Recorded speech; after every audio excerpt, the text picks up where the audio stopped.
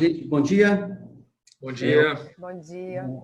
O objetivo hoje do nosso webinar é trazer a gestão de fluxo de caixa com foco em gestão de tributos. E aí nós vamos falar um pouquinho hoje sobre toda a decorrência no processo que a gente traz a gestão em primeiro lugar e protegendo tanto a parte de economia como a parte de gestão de pessoas dentro de uma operação, tá? Eu sou o CEO do Grupo Laces. O Grupo Laces é uma empresa que é há 18 anos reconhecida para apoiar a parte de gestão e apoio também a parte de tecnologia, tanto de bank como a parte de soluções tecnológicas para pequenos e médios empreendedores brasileiros. Então, a gente tem hoje atendimentos em todos os estados do país. Eu passo a palavra agora para o Fernando, para se apresentar. Bom dia, pessoal. Meu nome é Fernando Drummond. Eu sou vice-presidente do Marcelo Tortes Advogados, responsável por todas as operações do escritório no Brasil.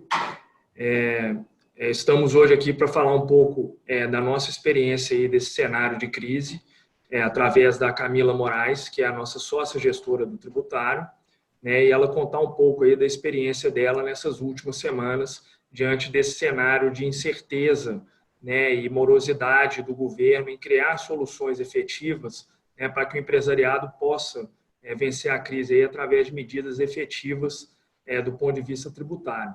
Então, a Camila ela vai falar um pouco hoje com a gente, junto com o Maurílio, que é o nosso consultor na área fiscal também e contábil, da experiência que eles têm tido com os nossos clientes aqui em todos os segmentos nas últimas semanas, em razão dessa pandemia. Camila? Bom dia a todos. Obrigada, Daniel, pelo convite, pela parceria. É um prazer poder ter essa oportunidade de trocar informação, experiências nesse momento tão singular que o país vive. O Fernando já me apresentou. A proposta aqui hoje é abordar as possibilidades legislativas e judiciais para tentar garantir esse alívio, esse fôlego no fluxo de caixa. Daniel, eu queria só verificar se o Maurílio está inserido no... Está aqui. Só... Maurílio? Está sem vídeo e sem áudio aqui para mim. Ah, tá. Estou aqui, Camila. Estou te ouvindo muito bem. Bom dia a todos. Nós trabalhamos em parceria com o escritório Marcelo Tortes há mais de 20 anos. E nossa expertise é exatamente a análise dos balanços, auditoria e perícia, procurando da forma contábil, melhor técnica possível, trazer soluções às empresas, principalmente no momento que vivemos hoje no Brasil. Perfeito. E eu quero trazer para todos agora, tá? Um pouquinho um cenário que nós montamos, entendendo casos reais. E queria apresentar para vocês. Nossa dinâmica é de 8h30 às 9h15, e a gente está trazendo uma dinâmica de webinar bem objetiva para trazer e sair o como apoiar vocês no dia a dia. Meio de interação de perguntas, fiquem à vontade pela live, tá? Que vocês podem interagir via chat e por e-mail também. Tá? Caso tenha uma dúvida na sequência, a gente está à disposição para poder apoiar vocês. E essa gravação vai estar disponível a partir de 24 horas. Todos os slides vão estar disponíveis também. Caso haja interesse, é apenas enviar um e-mail para o e-mail acima. Okay?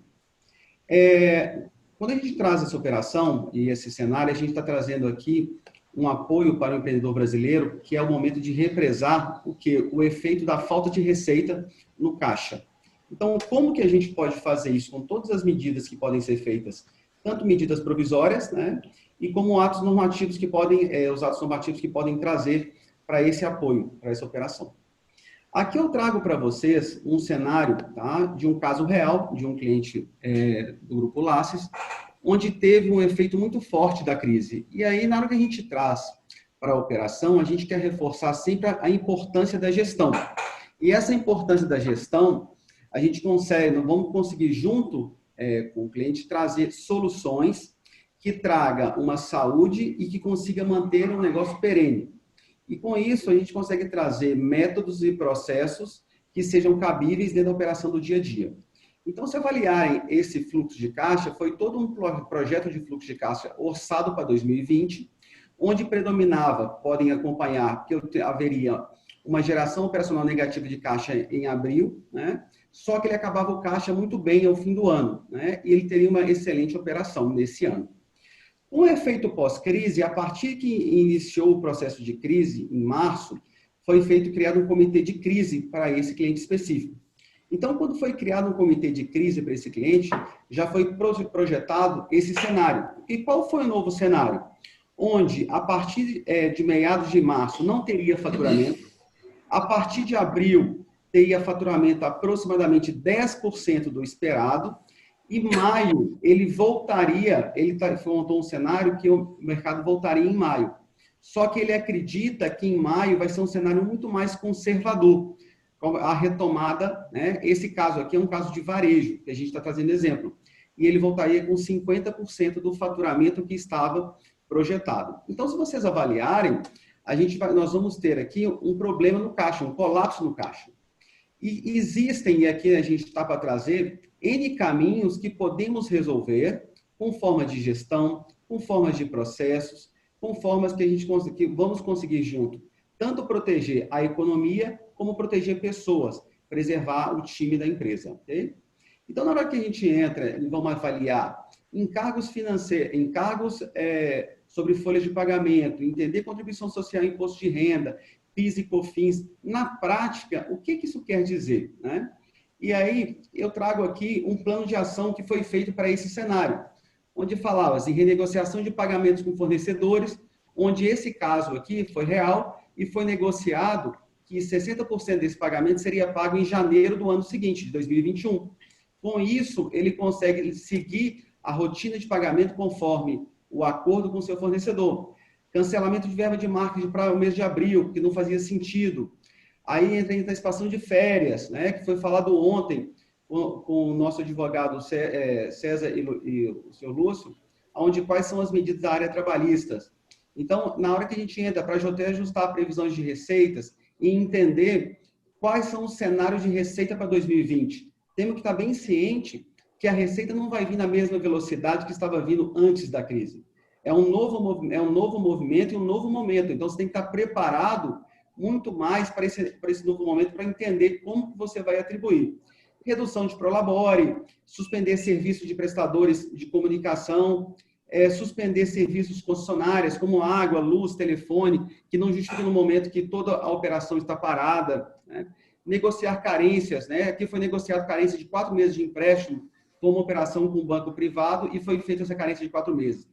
E revisão do planejamento tributário, que o Maruli vai falar um pouquinho para a gente na sequência, tá bom?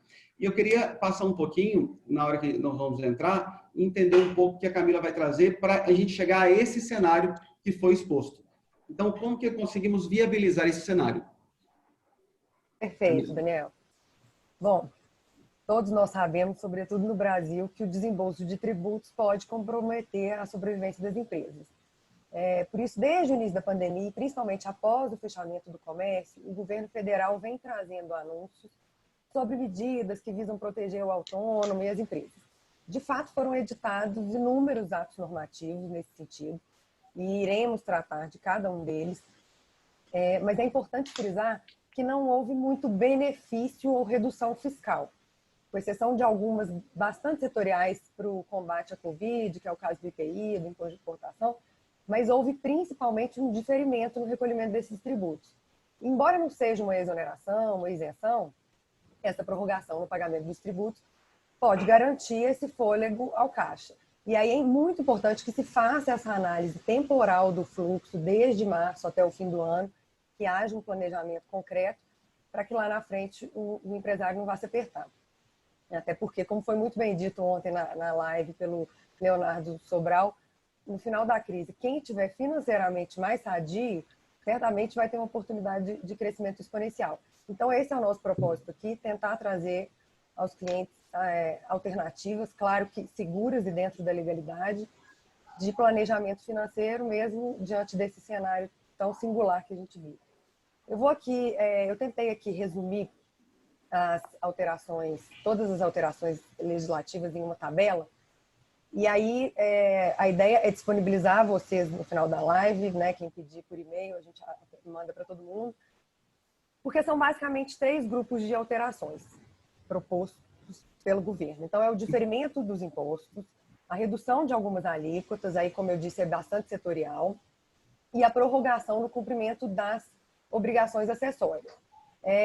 Houve também algumas normas em âmbito estadual, municipal, mas o nosso tempo aqui não vai permitir adentrar nesse nível de detalhe, porque são inúmeros estados e municípios. Mas tem uma visão geral dos tributos estaduais e municipais também. Então, a gente começa aqui pelo simples, foi das primeiras providências publicadas pelo governo, houve o diferimento para 6 meses, então o prazo do recolhimento dos tributos de competência dos meses março, abril e maio foram para a competência de outubro, novembro e dezembro. Isso em relação aos tributos federais abrangidos no Simples, o Imposto de Renda de Pessoa Jurídica, CSLL, PIS, COFINS, IPI, contribuição patronal, previdenciário. E no caso dos tributos estaduais e municipais, ICMS e ISS, houve um diferimento para julho, agosto e setembro. A gente teve, no caso do MEI, do microempreendedor individual, uma prorrogação também de 6 meses, assim como aconteceu no caso dos federais. E é importante aqui dizer que aquele contribuinte que perdeu essa informação, essa publicação da norma e efetuou o pagamento, ele não tem direito à restituição ou compensação. Por isso é tão importante ficar atento a essas publicações, e o nosso papel aqui na qualidade de advogado é apresentar esses informativos de forma bem imediata. E aí é bom dizer também que essa planilha foi elaborada com as informações que existiam até ontem à noite. Então, se durante essa live for publicada alguma coisa, a gente faz um adendo e manda para vocês. Em relação a PIS e COFINS, é importante abrir um parênteses aqui, porque foi bem recente, sexta-feira passada, foi publicada a portaria 139, que era bastante esperada, para diferimento desses tributos, não só o PIS/COFINS, quanto as contribuições previdenciárias também. E por que era esperado? Isso, na verdade, essa portaria, ela foi editada muito em razão da pressão dos contribuintes, que iniciaram uma corrida ao judiciário para obter liminares para diferir todos os tributos federais. Porque lá em 2012 foi publicada uma portaria pelo Guido Mantega, que estabelecia que, em caso de estado de calamidade decretado pelos estados, o contribuinte teria direito à prorrogação no recolhimento de todos os tributos federais administrados pela Receita. Nessa portaria, estabelece o prazo de 2 meses de diferimento. E aí, os contribuintes resgataram essa portaria, mais do que legítima, e, infelizmente, a postura das autoridades fiscais não foi a de entender que essa portaria seria auto-aplicável. Eles entenderam que ela dependeria de uma regulamentação. Regulamentação essa que não veio do Poder Executivo. E, portanto, os contribuintes se anteveram a essa providência do governo e foram até o judiciário buscando essas liminares que garantissem o diferimento. Nós tivemos algumas decisões favoráveis para diferir todos os tributos federais com base nessa portaria, porque essa portaria é uma norma geral e essa norma geral faz sentido ela acontecer num momento emergencial, porque não é um momento previsível, né? Uma situação de calamidade nunca é prevista, então é importante que o governo, nesse momento, ele aplique a norma geral, porque é a função do Estado equilibrar as relações, né? Não se esperava que isso fosse acontecer, o empresário tinha uma projeção de faturamento e, de forma abrupta, ele passa a ter o seu faturamento absolutamente suspenso, né? Pelo fechamento das atividades e tudo. Então, espera-se que o Estado, esperava-se que o Estado, então, se apresentasse nessa condição de equilibrar a relação e apresentar reduções ou modificações mais significativas. Não aconteceu, os contribuintes passaram a obter liminares no judiciário e aí o governo decidiu, então, diferir essas 3 contribuições, PIS, COFINS e contribuição previdenciária. É bom dizer aqui que CSLL, IRPJ, IPI, Imposto de Importação, Imposto de Exportação, não foram diferidos. Portanto, ainda persiste esse fundamento jurídico de que o contribuinte deve ter diferido todos os tributos federais, mas ainda não aconteceu. Então, vamos tentar seguir aqui. As contribuições previdenciárias eu já falei, elas foram diferidas em conjunto com o PIS e a COFINS. Então, o vencimento vai ser em agosto e em outubro, assim como a do empregado doméstico. Seguindo aqui, essa foi de fato uma redução, que foram as contribuições ao Sistema S. Houve redução de alíquota em cerca de 50%, aí a gente coloca aí as alíquotas de cada uma delas. Até 30 de junho de 2020 houve essa redução. No caso do FGTS, foi uma das primeiras medidas e foi mais interessante também, porque além do diferimento da postergação do prazo para pagamento em 3 meses, a partir de julho, o governo também ele permitiu o parcelamento. Portanto, em julho, o contribuinte pode pagar parcelado, além do tributo corrente, parcelado os 3 meses que foram prorrogados. Então, ele teria de julho até o fim do ano, porque foi um parcelamento em 6 prestações, o concedido. No caso do IOF, foi uma redução também, zeraram o IOF sobre determinadas operações de crédito. E no IPI, no Imposto de Renda de Pessoa Jurídica e Contribuição Social sobre o Lucro, eu já falei, não é um benefício que o contribuinte tem de imediato, ele não consegue diferir, ele deve pagar no vencimento regular, mas existe essa possibilidade judicial de buscar o judiciário. É importante dizer que essas decisões não são uniformes ainda, mas os juízes começam a se mostrar mais sensíveis à causa dos contribuintes, tendo em vista que a pandemia ainda não parece controlada e no Brasil ainda existe muita incerteza em relação ao pico desse vírus. Então, eu acho que justifica, sim, buscar o judiciário para obter o diferimento de todos os tributos federais. Não é só... Oi. Então, aproveitando, então eu não preciso esperar os atos normativos. Então, se eu avaliar que existem processos que consigam me auxiliar na viabilização da minha operação, eu não preciso ficar esperando um ato normativo, mais conhecido como uma medida provisória. Sim. Além da medida provisória, temos várias portarias, resoluções, e, na verdade, no caso dos tributos federais, especificamente, eu recomendo, sim, que o cliente seja proativo e busque o respaldo do judiciário, porque, como eu disse, esse estado de calamidade, ele exige respostas imediatas do governo. Então, o governo veio na sexta-feira e concedeu o diferimento de 3 contribuições, e por que não diferir todos os tributos federais, já que existe uma norma geral que garante isso? Eu acho que as autoridades fiscais estão defendendo a arrecadação, obviamente, mas é importante que venha, então, o judiciário e estabeleça esse equilíbrio que não veio do executivo.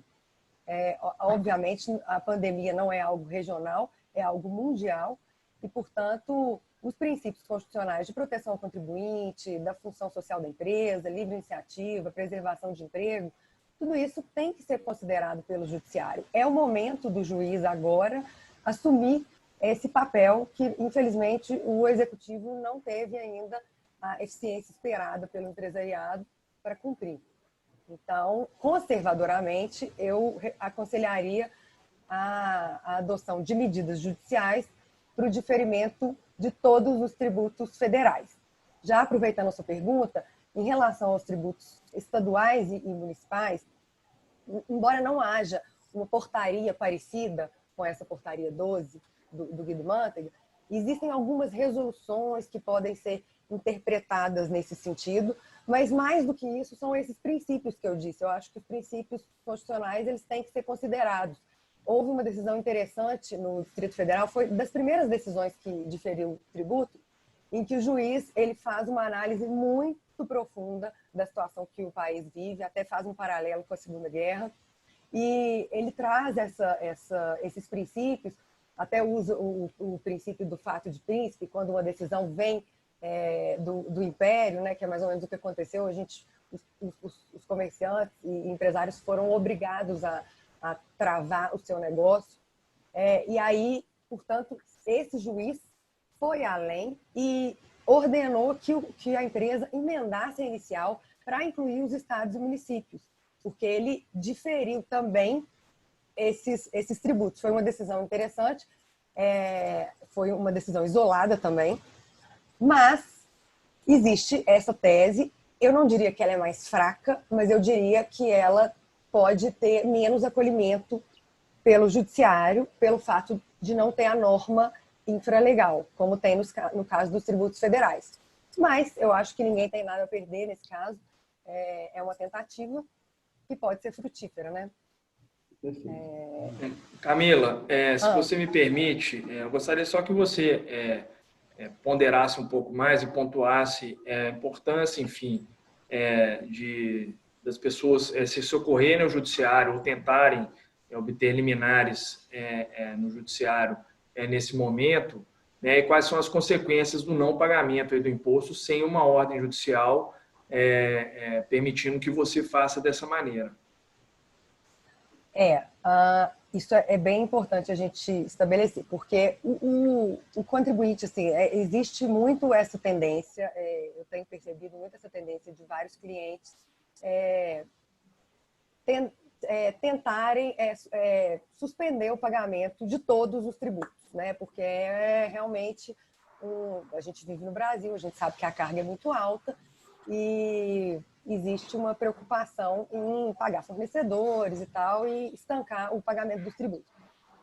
Se o contribuinte faz isso, se ele deixa de efetuar o pagamento regular dos tributos, não se aproveitando só desse diferimento que foi concedido, e se não estiver amparado por uma decisão judicial, aí ele fica sujeito à incidência de juros mensais e de multa de mora.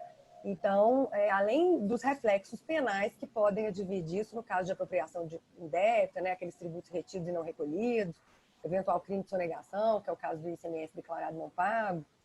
Então, é uma decisão que deve ser muito cautelosa e, portanto, a busca pelo respaldo do judiciário é sempre a solução mais conservadora e, através de uma liminar, o contribuinte, então, poderia tomar essa decisão e que fique claro também, não de parar de pagar, mas de postergar esse pagamento e, através de um planejamento, construir esse fluxo do segundo semestre. Então, essas seriam as consequências que ele ficaria realmente em mora. Perfeito. Agora, seguindo no... Aí você pode descer, Daniel? A gente já falou aqui do imposto de renda, já falamos...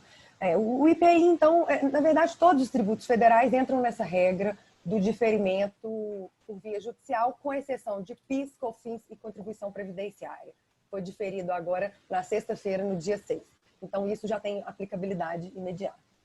Pode descer, Daniel.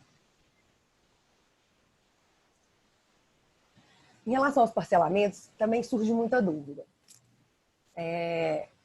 Pode subir, na verdade. Só. Não desce, então. Estava nos parcelamentos. Bom, os parcelamentos, o que acontece é que o contribuinte que tem parcelamentos correntes, ele não teve essa ordem para diferimento de parcelamento, mesmo do PIS, COFINS e contribuição previdenciária. Então, é importante fazer essa diferenciação entre tributo corrente e parcelamento. Os parcelamentos estão vigentes e devem ser pagos. Mas, por outro lado, o governo suspendeu aquela atividade de cobrança por meio da Procuradoria. Então, não vai ser inscrito em dívida ativa nenhum débito. Então, caso você tenha um parcelamento corrente e deixe de pagar nesses meses, na verdade, a Procuradoria suspendeu por 90 dias. Então, se você tem um parcelamento e nesses 90 dias, por estratégia, você deixa de pagar, é importante que, finalizado esse prazo de 90 dias, você retome, porque a chance de você ser excluído do parcelamento e perder todos os benefícios que ele abrange é grande, porque não foi diferido o parcelamento, foi só suspensa a atividade de cobrança. Tem muita dúvida em relação a isso também. O parcelamento também pode ser pleiteado por via judicial pelos mesmos motivos dos tributos federais. Portanto, seria uma ação? Eu estou tentando ser bem didática, mas é muita informação. Então, tentando resumir aqui, o contribuinte hoje, ele pode diferir, por lei, PIS, COFINS, contribuição previdenciária, além do Simples, que eu já disse, e FGTS. O que ele não pode diferir por lei e que ele deve buscar ao judiciário? Todos os outros impostos federais. IPI, imposto de importação, imposto de exportação, contribuição social sobre o lucro, imposto de renda da pessoa jurídica. E aí, caso deferida liminar, você fica com um fluxo de caixa mais tranquilo. Tem alguma portaria, algo que consiga viabilizar o caso de ICMS? Não, ainda não tem. Existe, na verdade, Daniel, o ICMS, como ele é estadual, existem algumas leis, em alguns, é bem regional, né? Em alguns estados, concedendo umas reduções muito tímidas para determinados setores, tá? Mas como eu falei, como a gente não tem tempo de adentrar em cada estado, eu não consigo colocar aqui na nossa planilha. Mas é bem tímido, então não é uma regra geral e por isso existem contribuintes buscando também o ICMS e o ISS, como aquele juiz de Brasília que eu comentei entendeu que era viável. E lembrando também que teve uma decisão muito recente de uma juíza de São Paulo que também concedeu a prorrogação do recolhimento do ICMS com base unicamente em princípios. Então, é aquilo que eu falei, é a função do Estado, que não foi feita com a agilidade esperada, que o judiciário está cumprindo agora. Então, não é uma decisão uniforme, mas a gente tem juízes já sensíveis à situação dos contribuintes. Continuando aqui, depois dos parcelamentos, você consegue abaixar para mim? Aqui já que eu quero não sobe. Isso. Porque acaba que a gente é muito orgânico, então a gente passa de um assunto para o outro. E aí, sobre as obrigações acessórias, eu coloquei, pode subir mais um slide, eu coloquei todos os diferimentos em relação às obrigações acessórias, em relação às declarações do Simples, né, DFIS, DCTF, SPED, tudo isso também foi diferido. No caso do imposto de renda de pessoa física, também foi postergado para 30 de junho a entrega da declaração. Deixa eu verificar se está faltando alguma informação aqui que a gente não falou.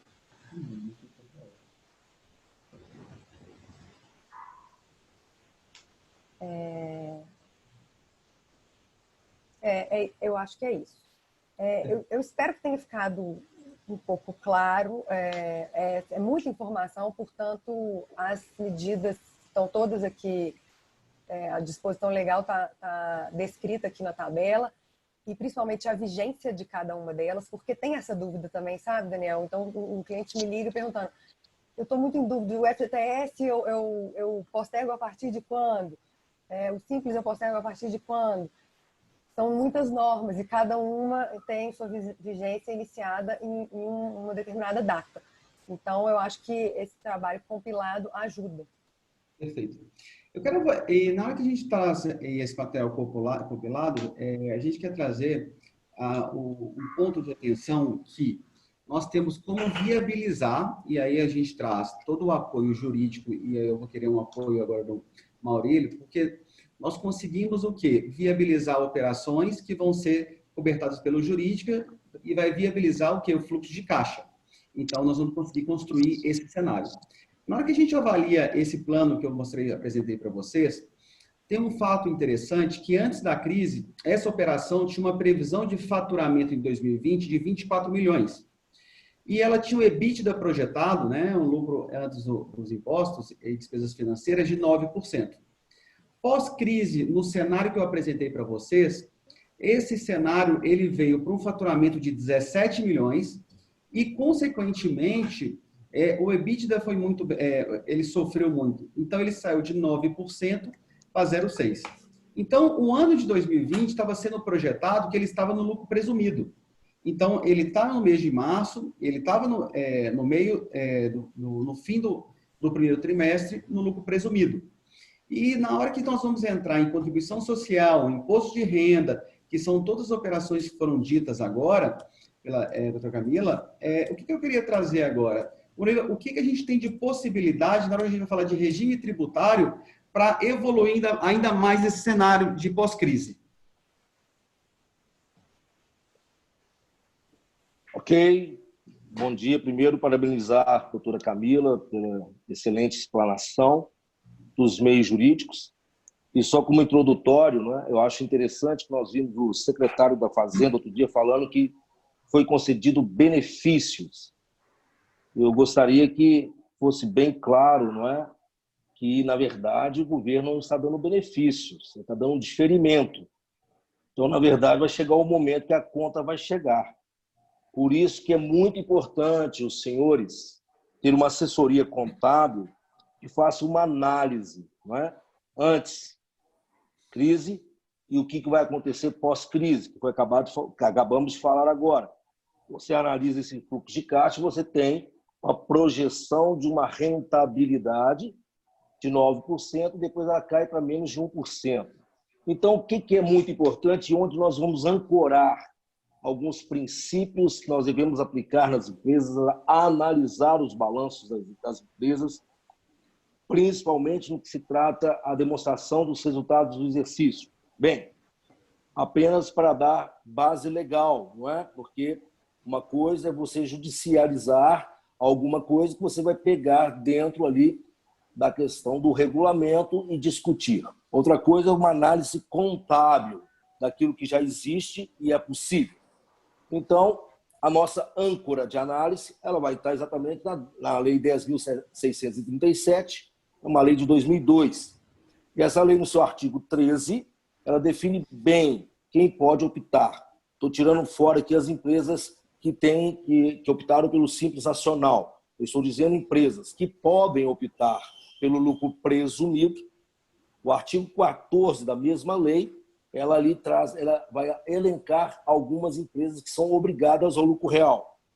Mas vamos analisar, então, uma empresa que foi colocada aqui como exemplo, uma empresa comercial que pretendia estar no lucro presumido, principalmente porque, sendo ela uma empresa ou indústria ou comércio, a base de presunção para o imposto de renda ele é 8%.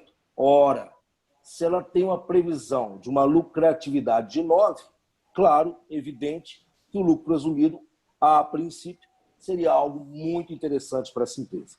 E agora, então, ela se vê num cenário onde ela pensou ser optante pelo lucro presumido. Eu digo pensou e eu vou explicar por que eu chegarei nisso. E agora ela vê uma rentabilidade que talvez o lucro real seja mais interessante para ela. Então é interessante que os senhores analisem com seus contadores, tá certo? Com a boa assessoria contábil, a questão legal. Bem, quando é então que eu tenho que fazer uma opção definitiva pelo lucro real ou pelo lucro presumido? É muito claro o artigo 13 da lei que eu citei para vocês, 6.637, ela é de 2002. Ela fala o seguinte, preste bem atenção, a opção definitiva pelo regime adotado dar-se-á no pagamento do primeiro DARF, do imposto de renda e da contribuição social. Reparem que não cita aqui a questão nem do PIS e nem da COFINS. Ele fala do DARF, do imposto de renda e da contribuição social. Continuando na mesma linha de raciocínio, o lucro presumido, ou se a empresa também pode optar, porque o lucro real você tem duas maneiras de apurá-lo. Balanço de suspensão com recolhimento mensal, que pode, se você não conseguir fechar o balanço da empresa mensal, você pode fazer uma estimativa que a base de cálculo é a mesma que é utilizada para o lucro presumido. Balanço, então, mensal, ou você pode fazer também a apuração trimestral, onde você apura trimestralmente o imposto também de forma definitiva. Então, nós estamos no mês de abril. Alguma coisa positiva aconteceu nesse período, é exatamente está saindo as instruções normativas e outras portarias, etc., etc., dentro do mês de abril, porque nós temos até 30 de abril para definir qual a espécie de tributação teremos. Então, senhores contadores, primeira coisa que temos a analisar, como foi feito aí pelo fluxo de caixa.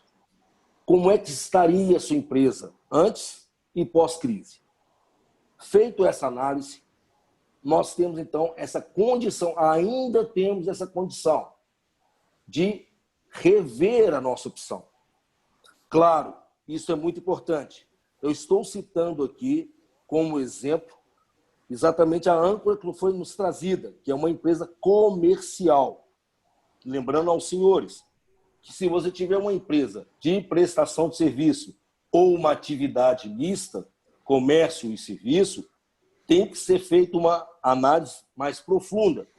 Lembrando que para serviços, tá certo? A base de cálculo para cálculo do lucro presumido, ela sobe de 8% para 32%. Então, tem que ser feita uma análise caso a caso, analisando o objeto e também as fontes de receita dessa empresa. Mas eu vou me focar no exemplo que nós temos em mãos. Então, nós temos que pegar o balanço dessa empresa, então, que previa aí uma lucratividade, e analisamos agora o fechamento do trimestre dessa empresa, janeiro, fevereiro e março. Ora, pelo que nós sentimos, e é uma realidade, março, então, que nós tivemos, então, o decreto de calamidade. As empresas tiveram que fechar, etc, etc. Bem, então, analisando isso, creio eu que é totalmente viável. E, olha, nem é judicializar, não. Meramente uma boa gestão contábil, ok? Os senhores analisarem a situação da empresa e poderem, talvez, pensavam que ia ser lucro presumido, migrar para o lucro real. A melhor opção do lucro real, pelo que nós esperamos pela frente, pela nossa experiência, é você fazer o lucro real mensal com os balanços de suspensão. Todo mês você vai apurar ali como se estivesse fechando o seu balanço em 31/12 e os resultados. Por isso que o lucro real apurado mensalmente, com balanço de suspensão, ele é muito interessante. E um detalhe, ele pode gerar um fluxo de caixa muito importante para a empresa. Por que eu quero explicar aos senhores?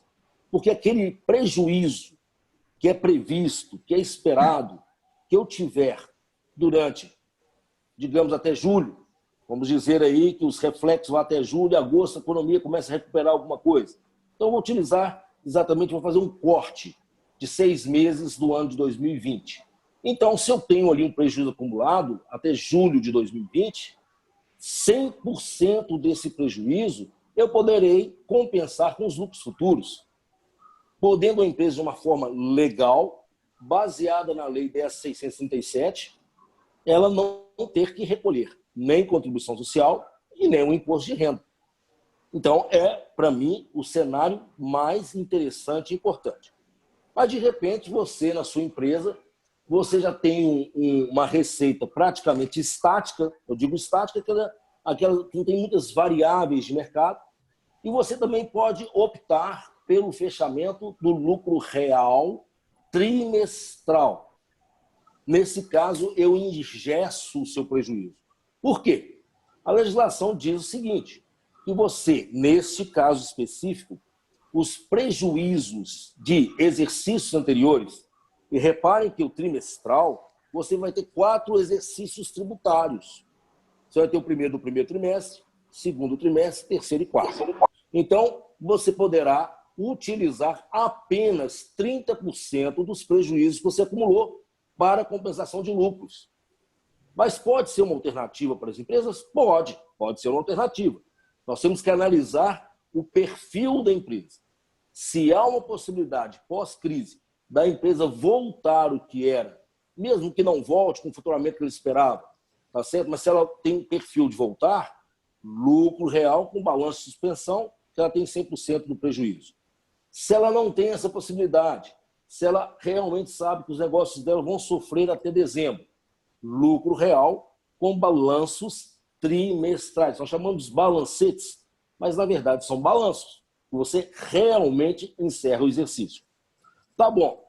Então me explica uma coisa, Maurício. Eu já fiz o recolhimento, como a doutora Camila falou brilhantemente, do PIS, da COFINS, com os códigos de DARFs, ok? De lucro presumido, por exemplo, e agora eu vi que essa explicação que você me deu, eu quero migrar para o lucro real. Você me diz que a lei me dá esse direito, através simplesmente do recolhimento do primeiro DARF, que se daria agora 30 de abril, com o código lá do lucro real. Há essa possibilidade? Perfeitamente. A condicional do artigo 13 não é os demais tributos e nem é a obrigação acessória que você entregou, que se chama DCTF. Tanto os demais tributos, você pode fazer um redarf, recalcular e olhe, pasmem, dependendo da situação que eu estou vivenciando nas empresas que eu dou consultoria, aquelas que recolheram, tá certo? A base do presumido. Olha só, presumido você recolhe 3% de COFINS e 0,65% de PIS. Ok? No lucro real, você tem o débito e crédito ali, total de tributação dá 9,25% do saldo que dá entre débito e crédito. O que eu estou deparando é que a maioria das empresas no lucro presumido recolheram mais PIS e COFINS. Ora, no momento que eu faço um redarf e que o meu valor é menor, vejam bem, senhores, eu posso entrar via PERDECOMP, primeiro eu faço redarf, mudo a opção, e eu posso entrar via PERDECOMP e ainda compensar esse tributo que eu recolhia maior. Então, se tratando de fluxo de caixa, eu já estou encerrando a minha parte, não vou delongar, em se tratando de fluxo de caixa, hoje, uma boa gestão contábil, evidentemente acompanhado de uma boa gestão jurídica, ela pode trazer, sim, até benefícios. Pasmem, podem trazer benefícios para a empresa, até mesmo de geração de um fluxo de caixa que ela, antes da crise, não teria condição de tê-lo. Então, resumindo, podemos fazer uma reopção? Sim. Qual o prazo? Até 30 de abril, onde você vai recolher o primeiro DARF do Imposto de Renda e da Contribuição Social. Base legal, como volto a falar, porque isso é muito importante, a gente sempre dá a base legal para vocês. O artigo 13 dá 9.718. Observando o artigo 14, porque ali vai elencar algumas atividades que são proibidas em optar pelo lucro presumido. Um exemplo, por exemplo, as empresas que atuam na área de factoring. Elas são empresas que podem ser pequenas empresas, mas elas não podem optar pelo lucro presumido.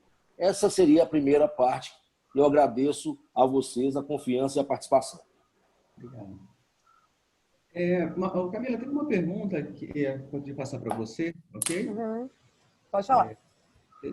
Corremos o risco do governo revogar alguma medida e temos exemplo de antecipação de pagamento simples, por exemplo, destes meses que foram amordados na medida provisória? Bom, não é uma expectativa que isso vai acontecer, porque a segurança jurídica seria frontalmente suprimida nesse caso, né? Não se espera de forma nenhuma que isso aconteça, eu acho completamente improvável. Tem princípios aí tributários que têm que ser atendidos também, talvez o princípio da não surpresa, aplicar um pouco do princípio da legalidade, que não dá para...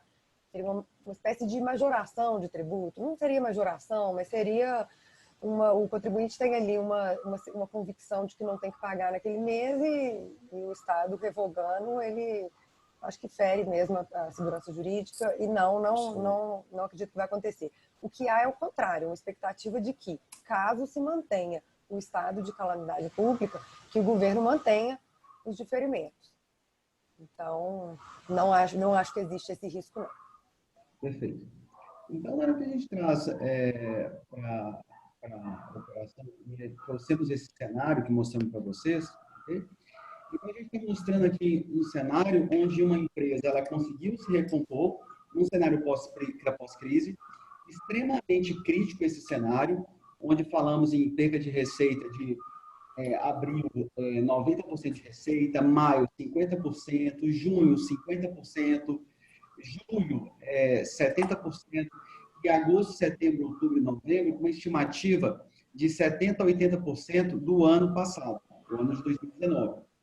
Então, na hora que a gente traz uma medida com gestão e onde traz todos os cenários possíveis para dentro de uma operação, nós conseguimos proteger tanto a empresa, nós conseguimos proteger toda a equipe, as pessoas que fazem parte, conseguimos evitar o problema de uma epidemia virar um problema social. Por quê?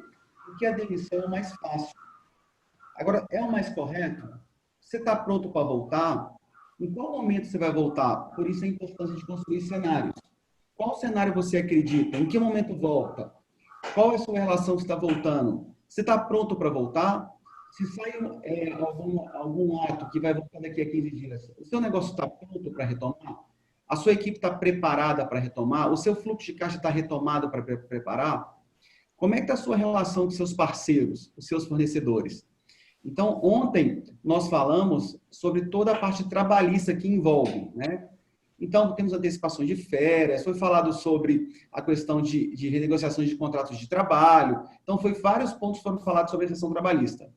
Hoje, nós trouxemos todos os aspectos da gestão de tributos, o que pode ser feito, desde prorrogação de pagamento, deferimento, a atos normativos, a acionamentos jurídicos, a alteração de regime tributário, que nós temos prazo até 30 de abril.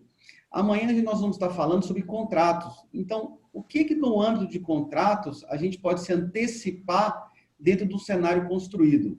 Então, a partir do momento que você cria um cenário de gestão para retomada, que é o mais conhecido, que vocês estão ouvindo falar bastante, que é o comitê de crise, e é isso o comitê de crise, é encarar um problema de frente e trazer uma solução para ele, o que a gente pode contar nos âmbitos trabalhistas, tributos e contratos, para que a gente saia na frente com maior saúde, né, e que saia mais forte.